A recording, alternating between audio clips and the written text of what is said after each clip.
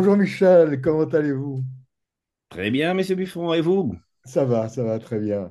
Alors on va parler d'une vidéo que vous avez vue sur YouTube, Oui, qui vient de Ligne droite.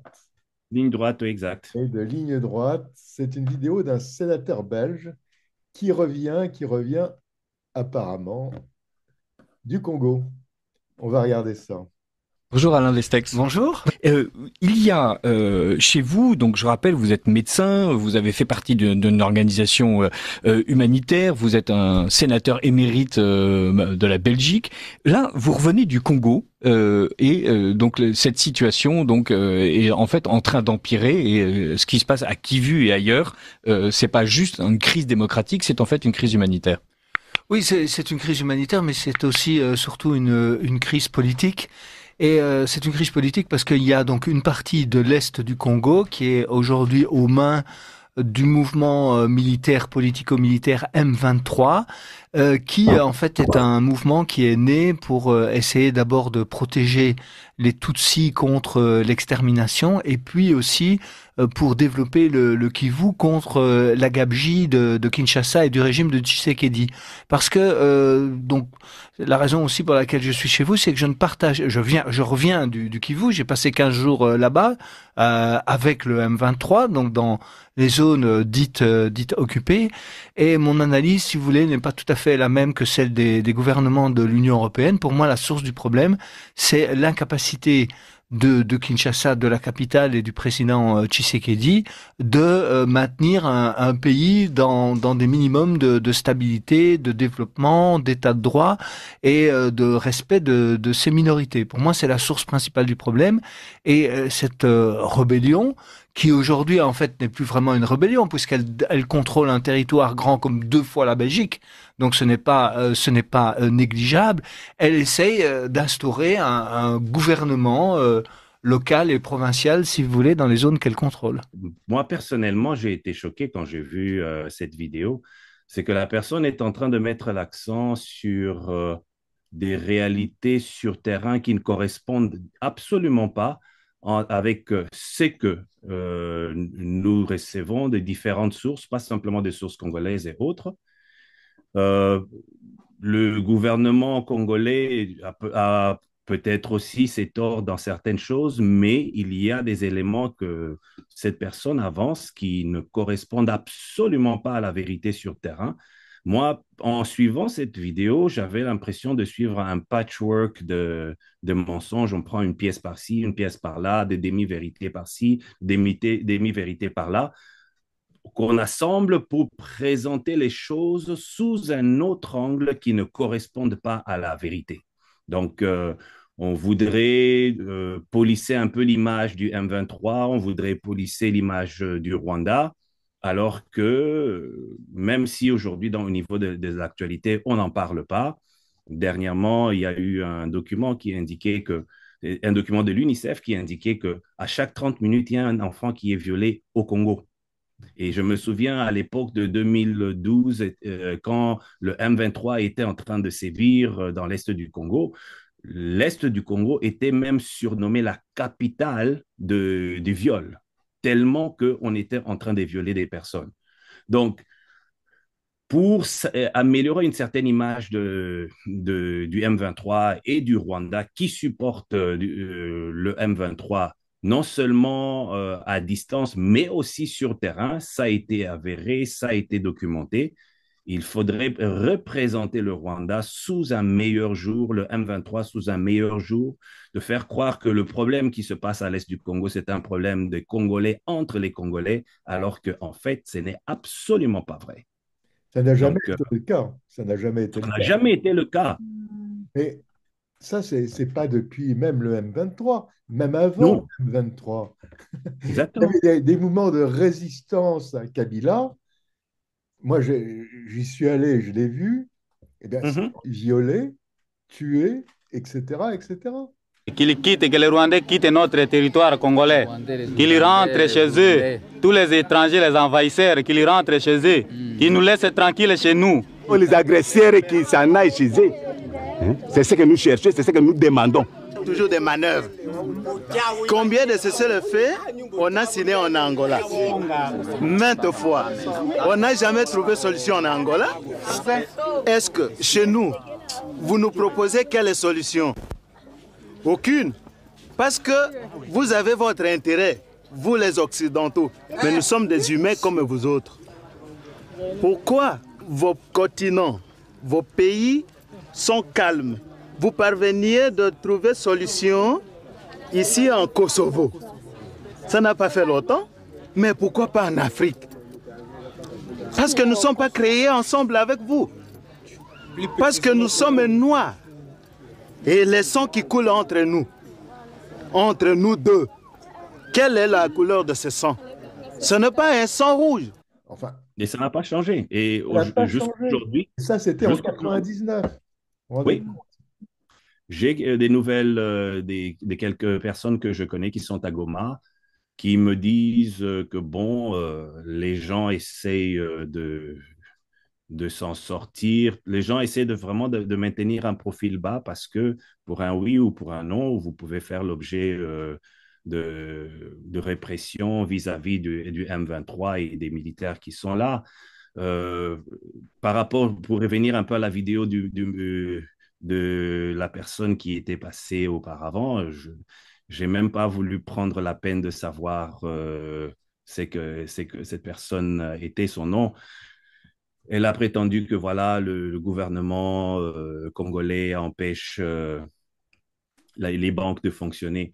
Le gouvernement congolais n'a pas de pouvoir sur les banques qui sont dans ces zones occupées. Donc, c'est là, ça fait partie justement des choses, des absurdités qui ont été dites.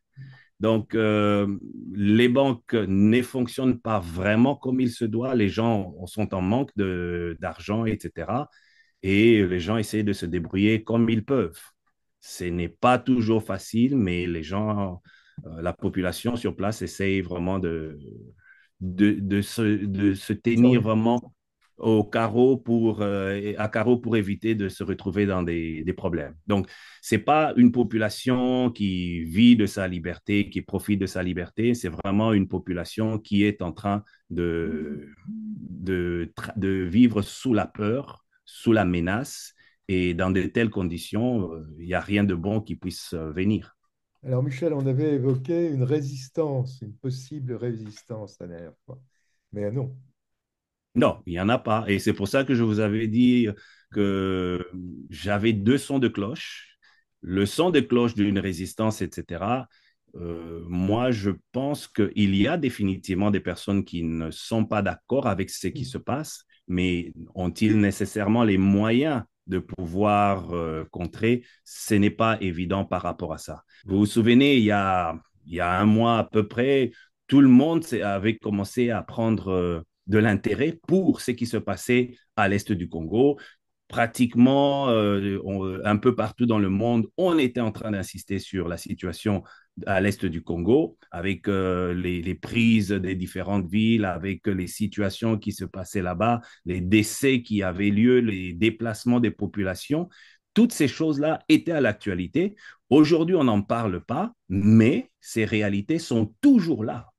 Les personnes sont toujours déplacées, les personnes sont toujours agressées, les minerais sont toujours spoliés de ce côté-là, et il faudrait laisser passer les choses. Je crois que si jamais vous rappelez la dernière fois qu'on s'était parlé et que vous aviez mis le vœu que les choses s'améliorent de ce côté-là, j'avais laissé entendre que j'étais un peu un saint Thomas, je voulais d'abord voir pour croire.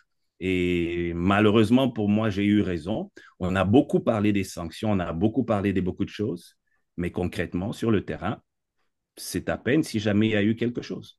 Ça se fait rien. Ça fait rien. Non, non, rien du tout. Rien du tout. L'Union européenne qui doit revoir son contrat avec le Rwanda, c'est quelque chose qui est passé maintenant aux oubliettes, on n'en parle plus. Je ne sais pas s'ils revoient une lettre par jour ou quelque chose dans le genre, ça pourrait expliquer le délai, mais toujours est-il que beaucoup de choses ont été dites, mais c'était pour se donner une bonne image, une bonne contenance sur le plan international, montrer qu'on est intéressé, on est touché, ça nous préoccupe, mais concrètement, il n'y a rien de concret qui se passe sur le terrain. Ben oui, et c'est pour ça que depuis toutes ces années, cette zone est toujours maintenue dans un état de déstabilisation pour pouvoir arranger les agendas et les plannings de certains. Aussi, il faut marcher sur le bien-être de la population. Ben, on va passer outre parce qu'on a de nos intérêts. Et ben, un Congolais mort, qu'est-ce qu'il représente? Il ne représente rien par rapport aux milliers de dollars que je suis en train de me mettre dans les poches. Et c'est ça le drame. Mais alors, est-ce que Trump pourrait changer les choses? Ah, c'est une très bonne question. Là aussi, j'avais plus ou moins évoqué la question en disant, j'espère que je ne vais pas lui mettre la puce à l'oreille. Ben, je ne lui ai pas mis la puce à l'oreille, c'est en fait le président congolais qui a fait cette démarche d'aller proposer les terres rares que nous avons comme étant une contrepartie pour une sécurité, une stabilisation dans la région. Ceux qui agressent aujourd'hui, ce sont les multinationales anglo-saxonnes. Certaines sont en Angleterre, d'autres aux États-Unis. Ce sont ces personnes-là qui financent des partis politiques, etc. Au Canada? Et oui, et le Canada aussi, absolument. Le Canada, et c'est dommage à dire, le Canada, dans certaines situations, se retrouve plus à suivre servilement tout ce que les États-Unis font. Et là, dernièrement, les gens ont commencé à prendre un certain recul avec les taxes douanières qui leur ont été imposées.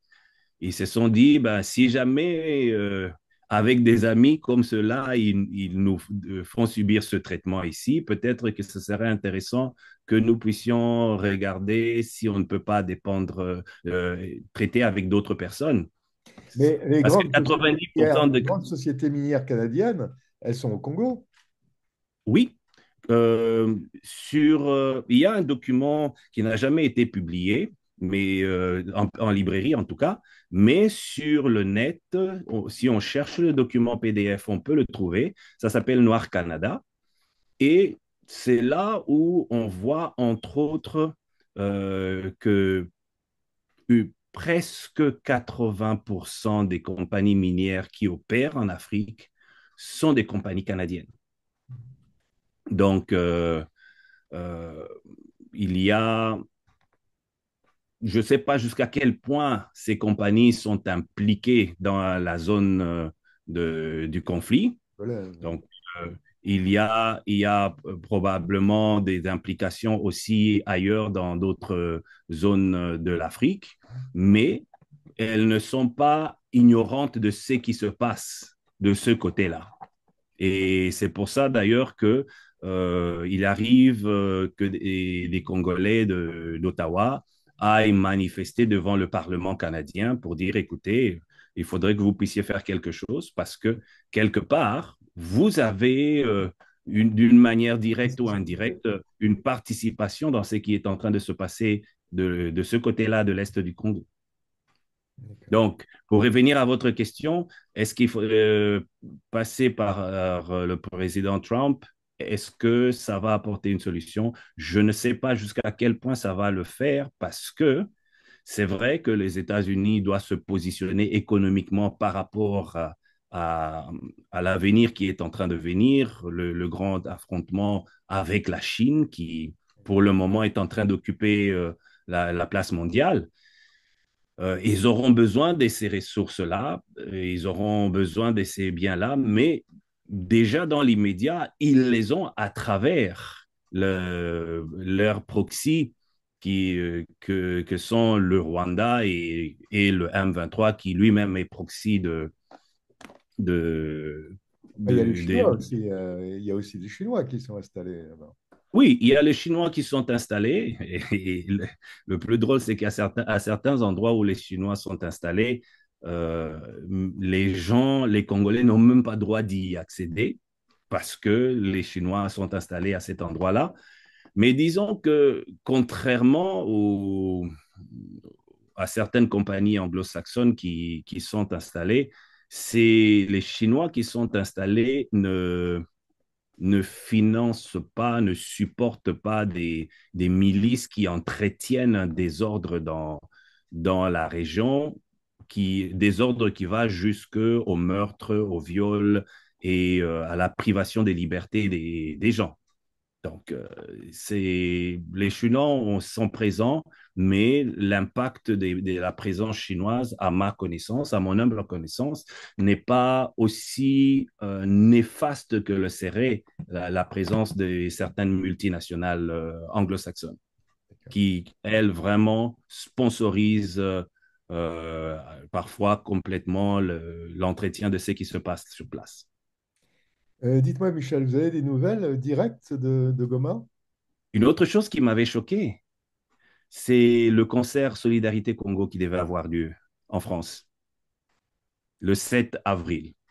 Et la population rwandaise qui est à Paris a fait toute une histoire en disant que ça ne devrait pas avoir lieu parce que organiser ce concert dont les profits devaient aller au bien-être des enfants qui sont en train de vivre des exactions terribles à l'est du Congo, on a dit que non, c'était faire preuve d'insensibilité par rapport au génocide qu'il y a eu au Rwanda, puisque c'est la date anniversaire.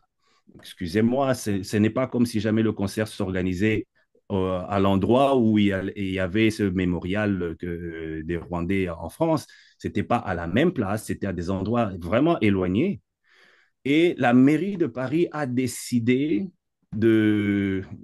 avait stipulé aux organisateurs qu'ils devaient reporter la date ou alors annuler carrément parce que ça risquait de créer des troubles. Mais on a vu dernièrement, il y a eu au moins 3 manifestations en France le même jour, je crois que c'était pas ce week-end ici, mais le week-end dernier, où il y avait ceux qui soutenaient Marine Le Pen, ceux qui soutenaient le mouvement antiraciste, etc. Il y a eu des groupes qui pouvaient être des groupes antagonistes. Ah, tout à fait, oui. On ne les a pas empêchés d'avoir leur manifestation. Est-ce que la date du 7 avril est une date qui est exclusivement réservée au Rwanda? Est-ce qu'on a le droit de respirer ce jour-là? Est-ce qu'on a le droit, et malheur à moi, si je suis né par exemple un 7 avril, je ne peux pas fêter mon anniversaire en France parce que c'est une date qui est réservée. Puisqu'il parle des génocides, avec ce qui se passe à l'est du Congo, il devrait au contraire être en mesure de dire, tiens, on a vécu cela, on peut comprendre ce que les autres sont en train de vivre. Mais non, ce n'est pas ça qu'on a voulu présenter parce qu'il faut toujours soigner cette image du Rwanda qui est le modèle de l'Afrique, de réussite, etc. Et tout. Donc, c'est ça qui m'avait aussi choqué. Bon, le concert a été reporté au 22 de ce mois ici et j'espère qu'il n'y aura pas d'autres arguments qui sortiront. Pardon? Il à Paris, donc. Oui, tout à fait. Bon, Donc, c'était le point que je voulais souligner d'accord. en supplément. Merci beaucoup, Michel. À très bientôt. Merci à vous. Absolument. Au revoir. Alors, attends. Arrêtez.